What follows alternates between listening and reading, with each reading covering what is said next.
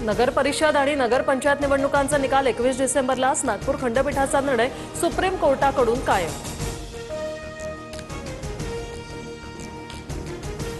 मतदार यादी दुबार नावं 10 ते 12%। महापालिका 10 डिसेंबरपर्यंत पडताळणी करणार। मतदारांच्या यादीतील 80,000 संशयास्पद नावांच्या नमुन्यांची तपासणी होणार। रशियाचे राष्ट्राध्यक्ष व्लादिमीर पुतीन यांच्याकडून राजघाटावर अभिवादन। पंतप्रधान मोदींकडून पुतीन यांना रशियन भाषेतील गीतेची प्रत भेट।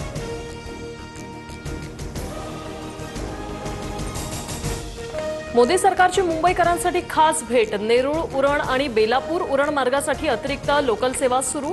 फडणवीसांनी ट्विट करत मानले मोदींचे आभार।